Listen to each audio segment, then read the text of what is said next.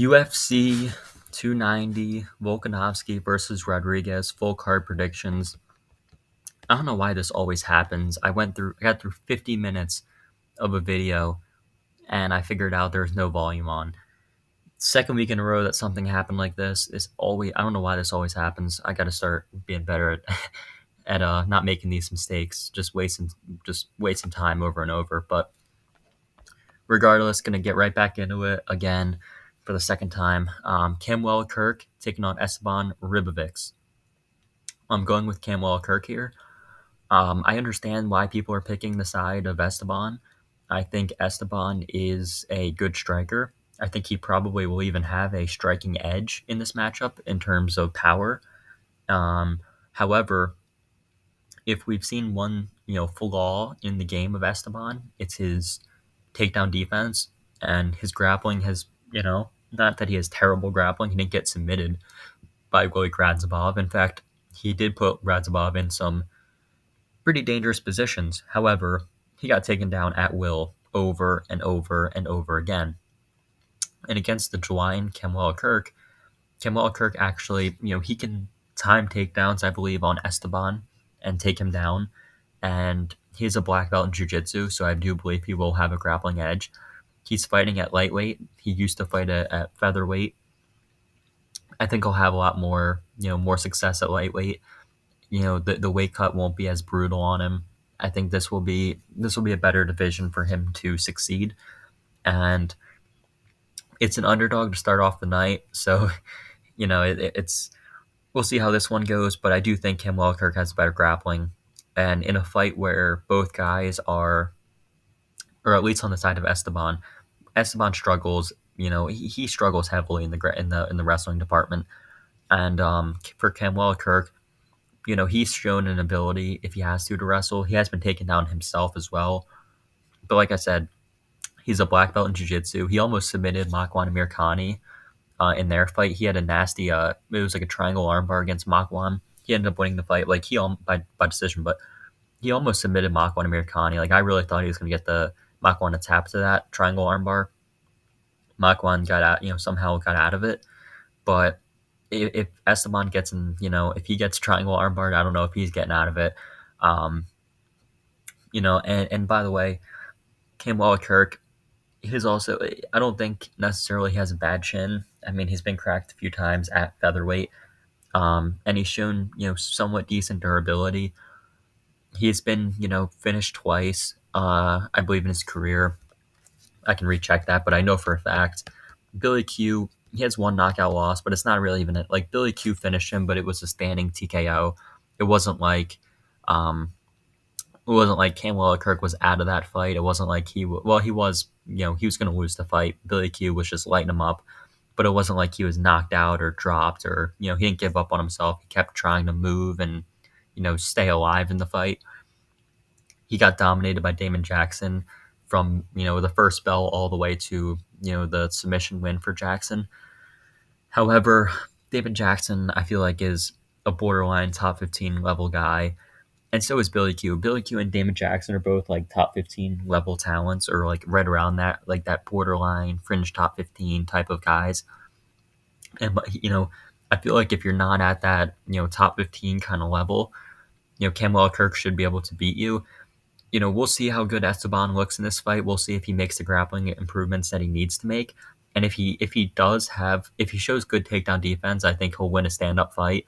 However, if this fight does hit the mat, if Camwell Kirk decides, what, the smart move for me is to wrestle, the smart move for me is to out-grapple this guy who has shown weakness in his grappling, in his wrestling, I think Camwell Kirk should get the win here, just by being the better wrestler, being the better grappler.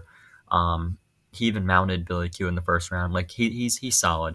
He really is a solid grappler. He's a dangerous guy on the mat. And I don't think Esteban will be able to keep up with him in that regard. But like I said, Esteban does have power, so it's not a complete, it's a close fight, but I'm going to give it to Camwell Kirk. Next up is Shannon Ross taking on Jesus Aguilar. I'm going to go with Jesus Aguilar here over Shannon Ross. I think Shannon Ross is a regional level fighter. He's 34 years old at flyweight. which is the first thing I wanted to bring up. Being 34 years old at flyweight is a little bit, it's a little bit old for flyweight. Flyweights usually don't have the what do you call it? The as long of careers as you can at like heavyweight. You can be a 35, 40-year-old heavyweight and still be competing at a decent level. At flyweight, not so much. At flyweight, when you hit your mid 30s at flyweight, that tends to be when guys start to drop off, rapidly decline. That's when guys start to, it's harder to make the weight cut. It's hard, it gets hard on the chin. It's a lot more difficult when you get to your mid 30s at flyweight. And Shannon Ross is fighting a guy in Jesus Aguilar who's 27. He'll throw bombs. He's very small. I think he's 5'3". Has one of the look at his reach. His reach is 62 inches, so he has like his reach is very very small. But he'll wing punches, he'll wing overhands to try to get in range, and then he'll shoot takedowns. And sometimes when he shoots takedowns, he'll I remember in his Contender Series fight, he pulled himself into mount on bottom against Erison Ferreira, tried to take him down and just pulled himself into mount, which is just wild how that even happens. When you're on the Contender Series, but still, I don't think Shannon Ross has that ability to make Aguilar pay for any mistakes that he makes, because Shannon Ross, honestly, from what we've seen of him, he hasn't looked really that. I mean, look at his last two fights, especially, and that'll tell you a lot of what you need to know. Clayton Rodriguez is good, but he lost in a minute to Clayton Rodriguez, got finished, and then against Vinicius Salvador, he made Salvador look like a world beater. He made Salvador look like Salvador is an amazing fighter. People thought Salvador was a real prospect because he beat Shannon Ross, and then what happens to Salvador after that? He goes out and loses to Victor Altamirano. So, like I said, it just goes to show there's levels to the game. Not that Jesus Aguilar is on that next level or anything like that, but I think he should be good enough to beat a guy like Shannon Ross. Shannon Ross also has been submitted in the first round, got submitted by Steve Erceg, who's good, but Aguilar, I could see him pulling guillotine. Or if Shannon Ross does, put himself in a bad position, Aguilar will capitalize. He does have 4 of his 8 wins are by guillotine. I think he'll be the fresher fighter going throughout the fight. He'll be the one pushing the action more, and I can't trust in a guy like Shannon Ross who is getting finished by Salvador, getting finished by Clayton Rodriguez. Like I said, is good, but getting finished in a minute by Clayton Rodriguez, getting finished by Benicio Salvador, finished in the first round by Steve Erceg. Even some of his other fights before that, he's lost a few times as well. Not lost 3 times by KO, once by submission. So Jesus Aguilar should win this fight. Jesus Aguilar, his last fight was against Tatsuro Taira, and where he had Tatsuro Taira in a guillotine, wasn't going to finish it. Tatsuro Taira knew what he was doing, stayed safe. It was a half guard guillotine, so maybe he could get a half guard guillotine. Honestly, maybe that actually could happen against Shannon Ross. It's not going to happen against Tatsuro Taira, but you never know what could happen. This is a lower level fight. This is honestly a regional level fight. No disrespect to these guys, but it really is. This is a regional level fight. I just think Aguilar, despite having the size disadvantage, if he starts winging overhands and then just shoots takedowns and can get the takedowns, I think he probably can outgrapple Shannon Ross and win this fight, or even submit him. I just see Jesus Aguilar being the tougher guy and finding a way to win this one. Next is Cameron Simon versus Terrence Mitchell. Listen, Cameron Simon, one of the 2 South African fighters on this card, the other being obviously Dricus du Plessis. Cameron Simon should win this fight. This is a short notice replacement. The last fighter that he was supposed to fight, Cameron Simon, he was supposed to fight C-Rod, Christian Rodriguez, which would have been a much more interesting fight, in my opinion.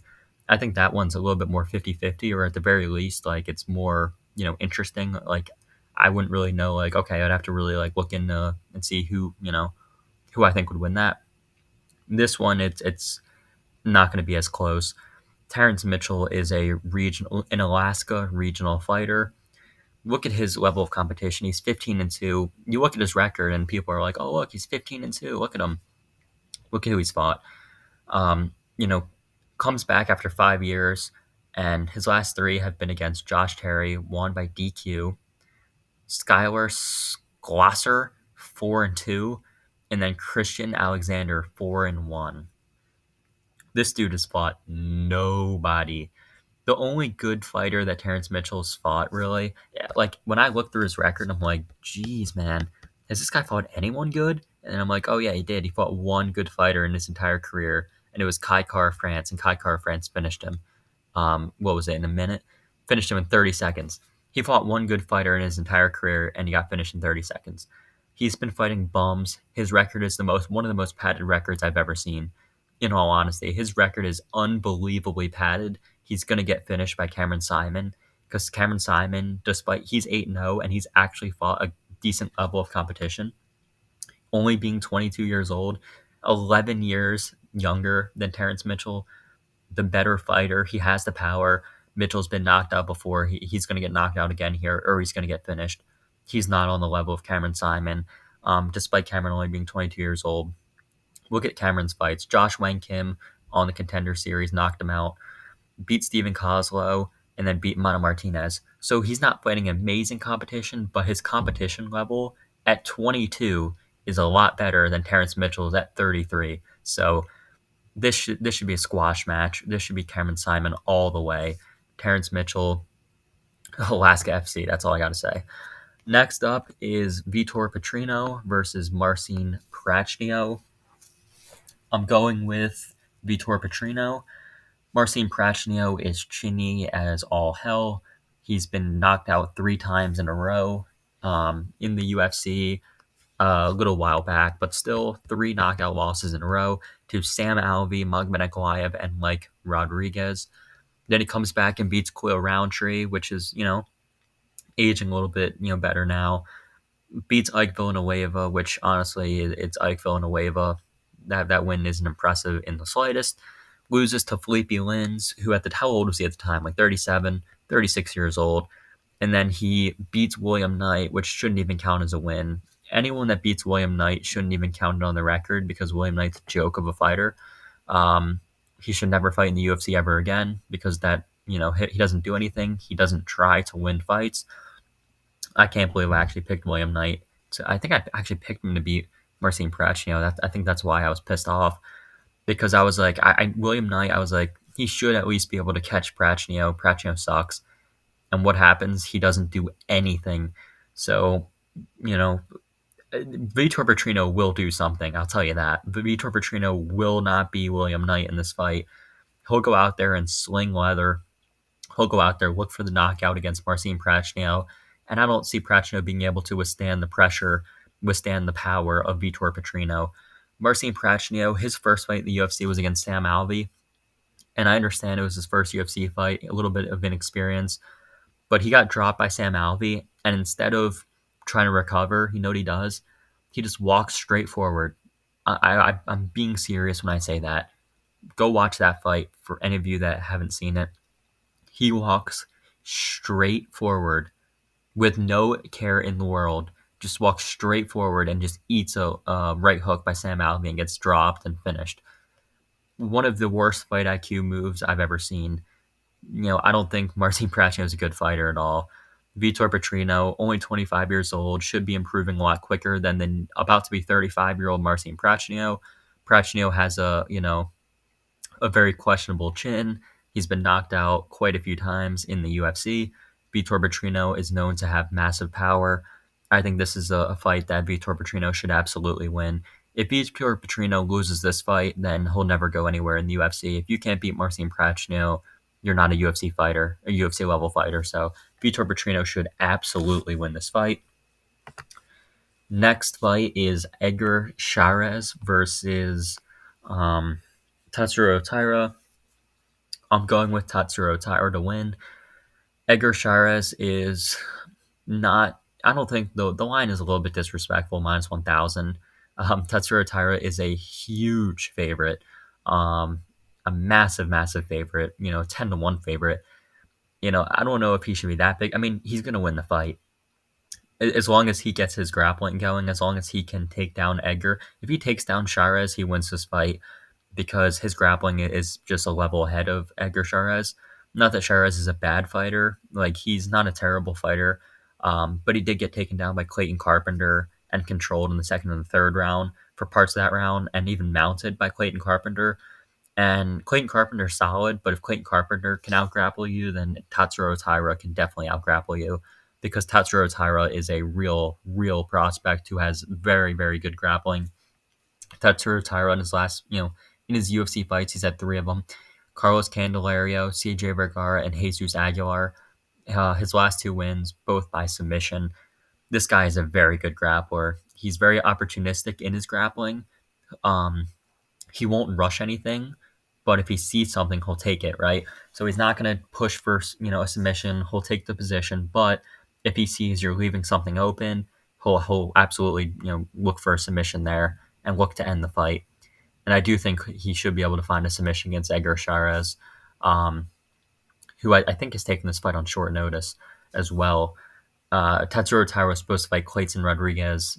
Was it last week or the week before? It might have been the week before, but either way, Clayton Rodriguez missed weight by 4 pounds. So Edgar Chavez decides to step in, and now they're fighting on a pay-per-view. So good for Chavez getting to the UFC here, but this is a very tough matchup for him. And at bantamweight, this is a catch weight of 130 pounds. At this weight, I think Taira is going to have a size advantage. I think he's going to be the stronger fighter. I think he's going to be able to drag Chavez to the ground and be able to out-grapple him and probably submit him. So give me Tatsuro Taira to win. Next fight is Jimmy Crute versus Alonzo Menafield. This is the second fight that these guys are having. Their first fight was a draw. There was a point deduction, point taken away from the side of Alonzo Menafield. In that first fight, Alonzo Menafield looked pretty good in the striking, actually. He landed a lot of power, a lot of, a lot of his punches, a lot of what he was landing was affecting Jimmy Crute.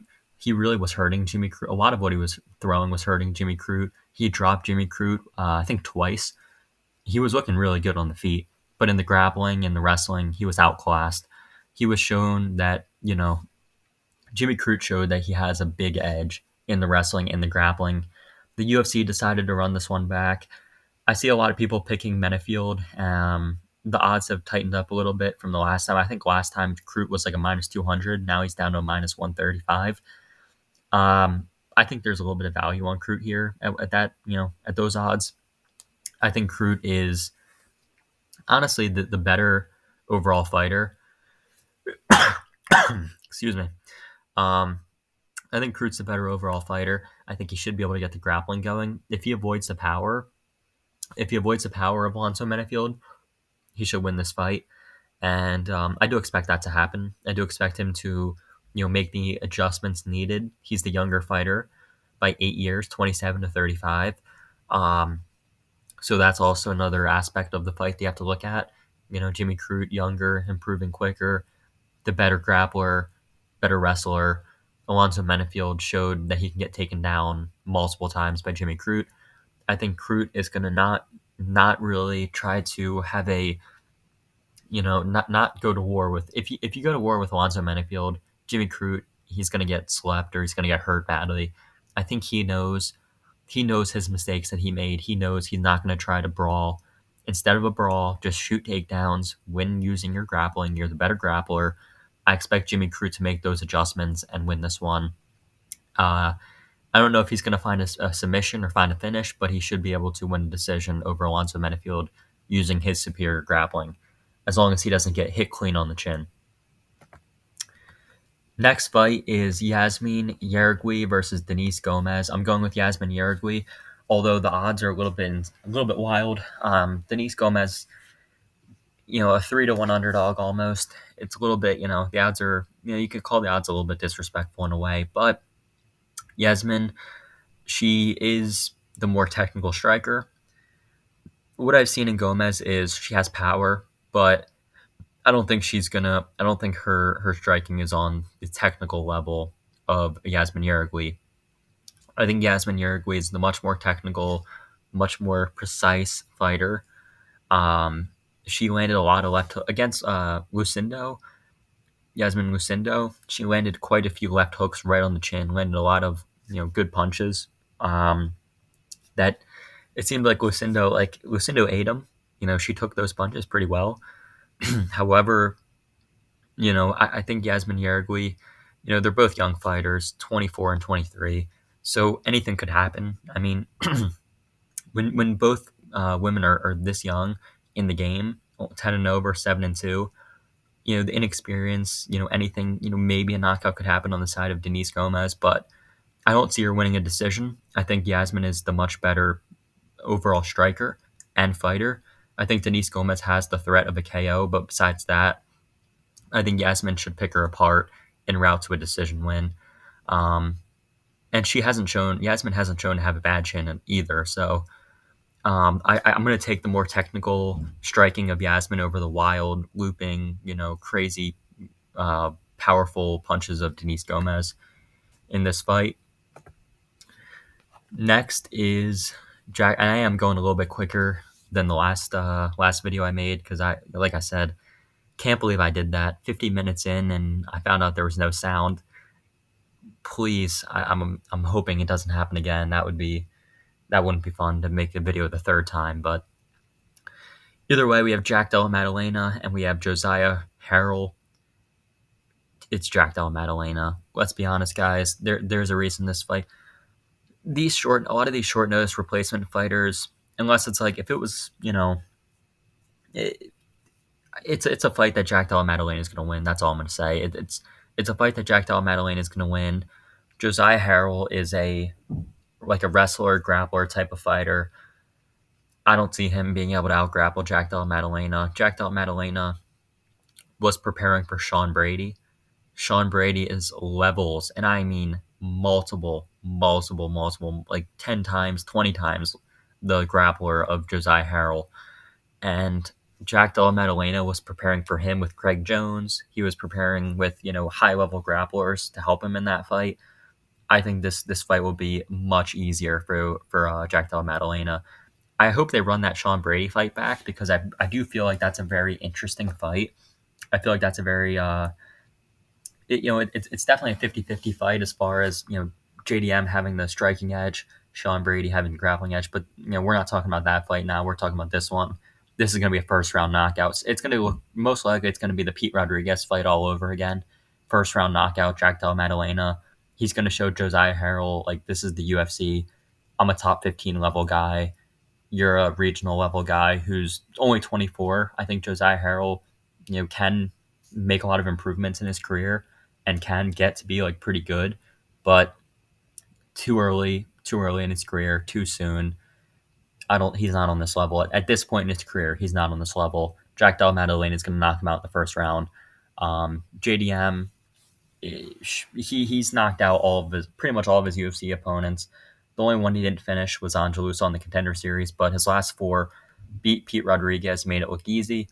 Beat Ramazan Ameev, brutal body shot right to the liver. Beat Danny Roberts and then beat Randy Brown. And now that he beat Randy Brown, now like he was about to face a ranked guy in Brady. Now he's Brady obviously had a staph infection, so now Harrell steps in on short notice. I just don't see Harrell getting it done. I think JDM finishes him in round 1. Next up is the headliner of the prelims, and this is actually an interesting one. Robbie Lawler and Nico Price. This is I'm going with Nico Price. This is the retirement fight for Ruthless Robbie Lawler, which basically means I can't pick a retiring fighter. I've made it clear over and over that picking retiring fighters is generally something that is not a smart idea. Not that it never happens. Like I'm sure there's examples of retiring fighters getting the win, but more often than not, fighters that are retiring or say that they're retiring before the fight tend to not go out on a high note. It's just not how fighting works. This isn't like basketball or baseball or football where someone announces their retirement and they have like an amazing performance like in their last game or whatever. Like Kobe dropping like 60 or like stuff like that. Like It doesn't happen in MMA a lot.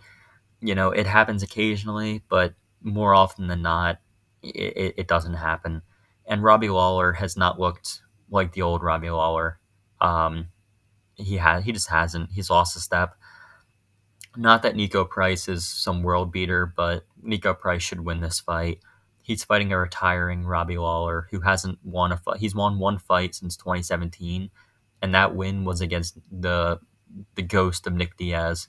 Nick Diaz was completely washed, beyond washed in that fight, and Nick Diaz was even landing some clean shots on Robbie Lawler. Didn't really hurt him, but was landing some clean punches.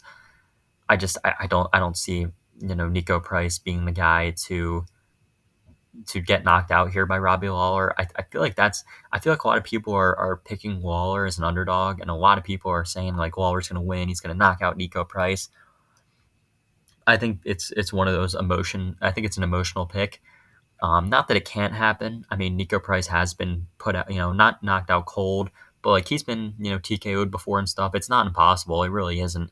Would I be surprised if Lawler, somehow went out there and knocked him out? Not really, but it should be a win for Nico Price. He almost finished Phil Rowe, um, and Phil Rowe's a dangerous boxer, and he nearly finished him. He was very, very close to ending that fight in the third round. Looked good in that fight. I just see him being the guy that is the fresher guy.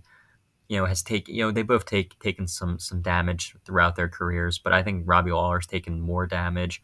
I don't think his chin's going to be nearly as good.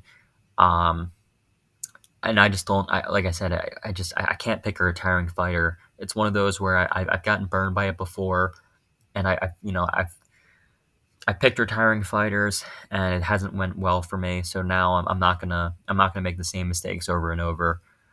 I'm picking Nico Price.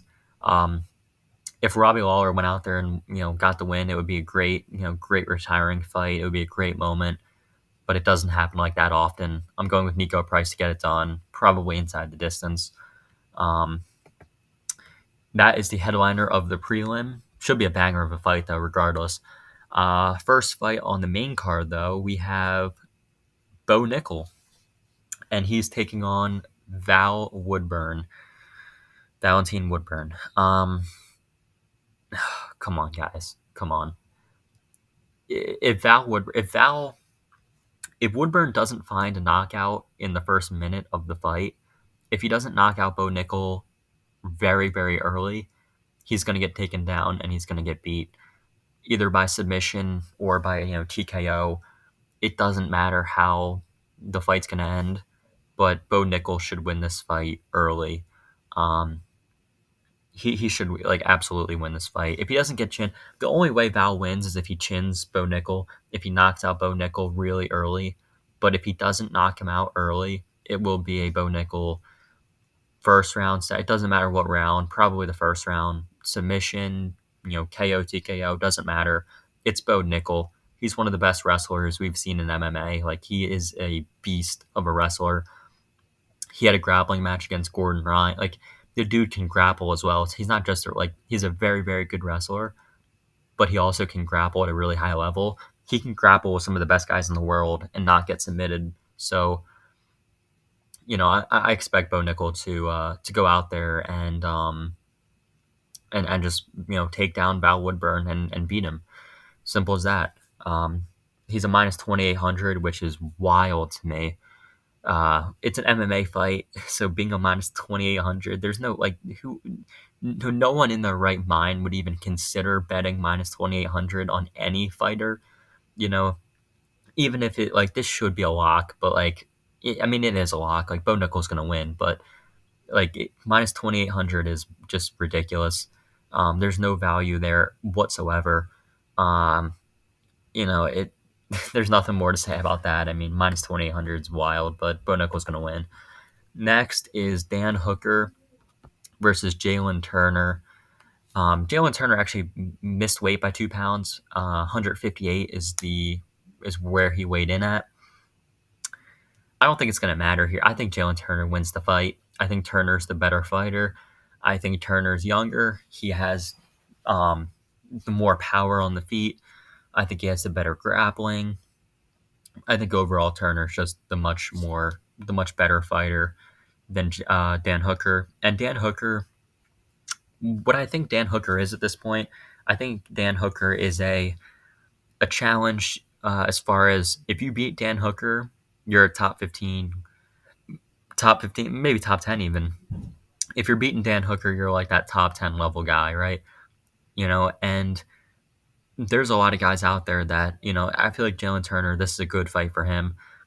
It's not that Dan Hooker's a complete pushover because he's not it's not going to be, Dan Hooker is not like an easy guy to just walk right through.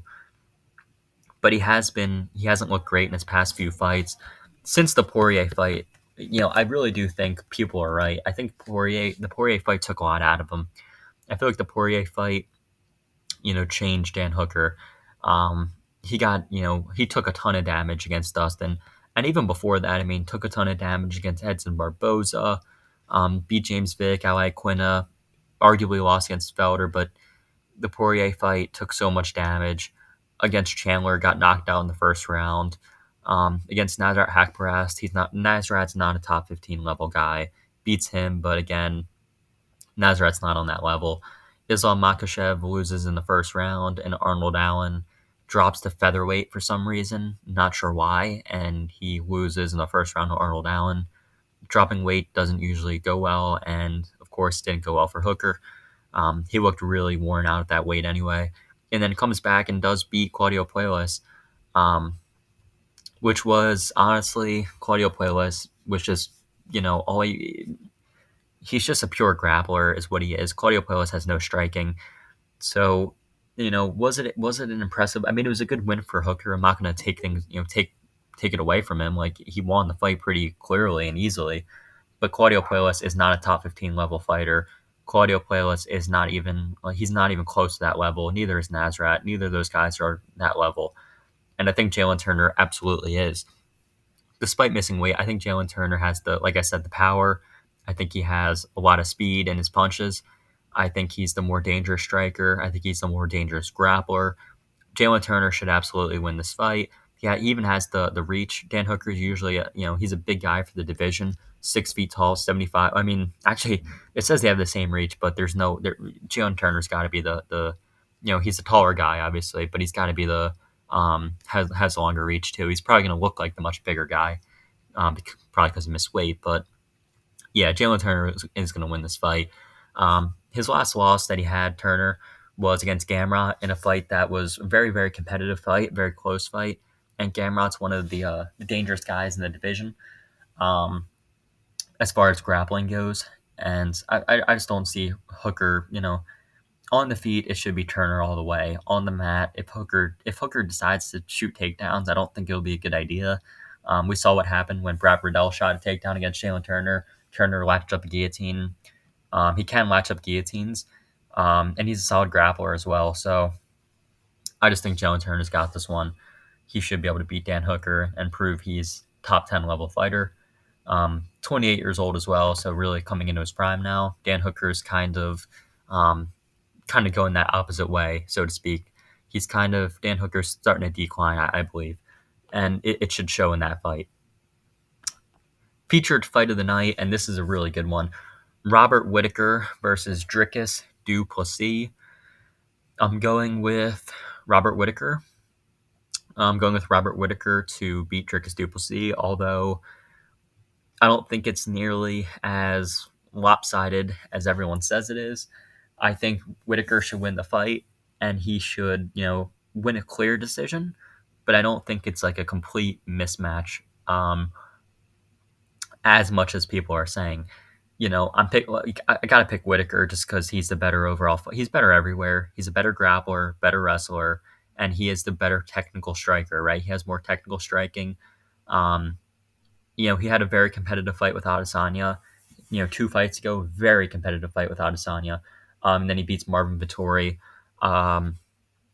Just destroyed Marvin Vettori. Made it look easy. So I think against Dricus Du Plessis. Dricus, his last few fights, well, all of his fights in the UFC, he's won, but he hasn't really looked good in any of those fights. I mean, if we're being honest, Trevin Giles beats him, or Marcus Perez's first fight beats him, beats Trevin Giles, beats Brad Tavares in a pretty competitive fight. I mean, that fight went the distance. I think it was 29-28. Beats him, but it was not a like clear win. It wasn't like a domination. It was a a rather competitive fight against a guy that in Brad Tavares who's nowhere close to Robert Whitaker level. He beats Darren Till after that 6 months ago. Was almost finished Darren Till in the first round. Darren Till started, picking it up a little bit in the second. Um, and I know Robert Whitaker, had a close fight with Darren Till, but that was, about 3 years ago. That was when Darren Till was still, you know, in the game. That was when Darren Till wasn't completely washed. Um, and then, his last fight was against Derek Brunson, which he pulled himself on the bottom. Like he just makes so many mistakes. He makes mistakes in striking. He makes mistakes in the grappling. His cardio is not really. He looks like he's breathing heavily throughout the entire fight. Whitaker is more patient. He's more technical. He's better everywhere. It would be the perfect example of MMA if Dricus somehow found a way to win. The reason I say the fight isn't as, I do think Whitaker wins, but the reason I say it's not as much of a blowout as everyone else thinks is because Dricus always makes fights competitive, regardless of who he's in there with. I think it'll be Whitaker. I feel like Whitaker will win the fight. I think it'll be like a 30-27, 29-28 type of deal. But Dricus will have a decent. I think Dricus will have a decent account of himself. I think Dricus will land some good punches and do some good work. But I think overall Whitaker will just be the sharper fighter, and win a decision using just staying calm, staying patient, not getting into a firefight or a brawl with Dricus. And I think if Robert does that, he should win the fight against Dricus. Next fight is the co-main event of the evening, and it is Brandon Moreno versus Alexandre Pantoja. I'm going with Brandon Moreno here. This is actually a trilogy, believe it or not. These guys have fought twice before, and Pantoja won both of them. For those of you that don't know, Pantoja has won both previous fights. So I'm not going to count out Pantoja completely at all. However, he is the older fighter here, 33 years old to 29-year-old Brandon Moreno. Moreno has looked better and better in all of his fights. He's in the prime of his career right now. He's made so many improvements since those losses when he was younger to Pantoja. He's made so many improvements. He's looked better and better and better again and again. And I really do think he is a good fighter. I think Moreno, he's a much better grappler than he was before. I think his striking is even better than it was before. And he's been beating a lot of like really good guys. I mean, had a draw with Davison Figueiredo 2.5 years ago, goes out there, submits Davison. I know people are saying, oh, well, the weight cut, when he goes out there, the next fight has a really competitive fight against Figueiredo where he loses a close decision. Then he beats Kai France, finishes him with a liver kick. It just goes to show that he's mixing stuff up in his arsenal. That was his first fight under, I believe that was that under James Krause or was it Saif Sayud at Fortis? It might have been. It was either Krause or Saif Sayud. I'm not sure who he was training with for that. But regardless, finds the liver kick knockout over Kai France, who's a really good striker. And then Davison Figueiredo was his last fight, and he won that fight. Looked really good in that as well. I thought Figueiredo was going to get the better of him because Figueiredo won their previous fight, but Moreno showed that he is very good, and I'm not going to doubt this guy. I really do think Moreno's a good fighter. I think Moreno's, he's a guy that he's good everywhere, and Pantoja has beaten him before, has submitted him, but I just don't see, if Moreno should be able to get over the hump here. It's hard to beat a fighter 3 times. It's happened with Volk and Holloway. It's happened other times, but even with Alex and Izzy, right? Everyone thought that Alex had Izzy's number. Everyone, even in me, I was like, man, I thought Alex had Izzy's number. He beat him, twice in kickboxing, once in the UFC. Took his belt away from him, and then what happens?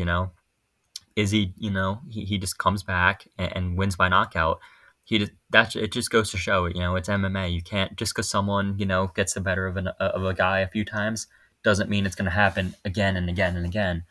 I think Moreno will be making the needed adjustments here, and I think he can beat Alexander Pantoja in a very competitive. It should be at least early. It'll be competitive. I think Pantoja early will give Moreno a lot of problems, but I think unlike the previous fights, I think Pantoja won't be able to finish Moreno. I don't. I think he'll eventually, if he doesn't find the finish early, I feel like he'll start to wear down a little bit, and Moreno will start to take over and either win a decision or even find a late finish. So I'm going with Brandon Moreno in the co-main event.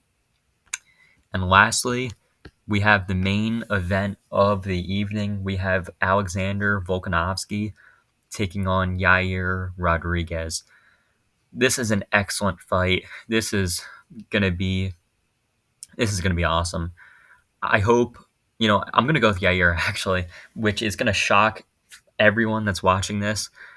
Everyone's gonna call me crazy, which is fine. I mean, I picked Leon Edwards to beat Usman. I picked Merab to beat Jan. Everyone called me crazy for those upsets as well. Not that I made some bad ups. I made some bad underdog picks as well. I don't want to get into all some of those underdogs that I picked incorrectly, but I feel like it's one of those where Yair Rodriguez is just a guy that people are underrating in this fight. And I feel like as good as Alexander Volkanovski is, because he is excellent, he's good everywhere. Volkanovski is so well rounded, good wrestling, good jiu-jitsu, good striking, very technical. He is fighting a guy who is not someone that is, Volkanovski, you can't out technical Volkanovski. You can't go in there and try to, win a technical fight against someone as good, as clean as Alex Volkanovski. You have to be a dog in there. And I think that's what Yair is. Yair is he's unpredictable. He throws, he'll mix things up. He's not a technical fighter whatsoever. He'll throw elbows from weird angles. He'll throw knees. He throws a lot of leg kick. In the fight against Holloway, he threw a ton of leg kicks against Holloway. He even threw quite a few leg kicks, and he threw some nasty body kicks against Josh Emmett.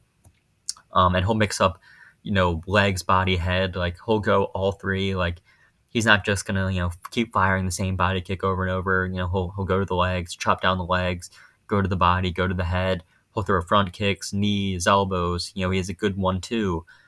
Um, he's improving in the wrestling. He's improving. He just submitted Josh Emmett in his last fight.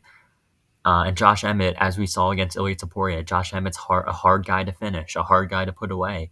And he got Josh Emmett, to tap. He submitted Josh Emmett. So I think this is just a matter of, Volkanovski being amazing, but Yair being someone that people are just overlooking. And when you overlook a guy with the skills of Yair Rodriguez, it'll come back to haunt you. Not that Volk's overlooking him. I think Volk is taking him very seriously. I just think the general, all the people are immediately just saying, "Oh, this is clear. This is Alex Volkanovski's just gonna walk through him or just gonna easily win." Like, come on. And I think it's like you know, people aren't giving Yair Rodriguez enough credit. I know he's gotten taken down and controlled before. I know he's gotten beat by Holloway. Like I know he's taken these losses, but he has learned from these losses. He's gotten better. He's one of those guys who hasn't similar to Moreno. He's one of those guys who, you know, he's improved a lot. He's improved a lot in his last few fights over the course of his career. I think he'll have I think he'll have good enough cardio to go, 5 solid rounds with Volk, if needed. And I could just see him catching Volk. I could see him catching Volk. If Volk shoots a takedown, maybe he'll throw like a knee up the middle. Like I said, he's got nasty kicks. Volk's been knocked out with a head kick before. As good as he is at, not getting hit, Volk has been KO'd before. His one KO loss was by head kick. And yet, what does Yair do best? Throw, nasty kicks to the head, to the body, all that. I just think it's one of those where if I'm wrong, so be it. I'm okay with being wrong here. But something's telling me, man. Something's telling me Yair Rodriguez is going to do it. Something's telling me he's going to pull off a huge upset and knock out Alexander Volkanovski in spectacular fashion. and I think this is his time to shine. I think this is his time to shine, where everyone's doubting him. He's a warrior. He showed against Holloway how much of a warrior he is. I know Volkanovski is very technical and very good, but I'm going with Yair Rodriguez to get it done as a massive underdog in the main event. And there is the full card predictions for UFC 290. Hope you guys enjoyed the video. And I'll see you in the next one.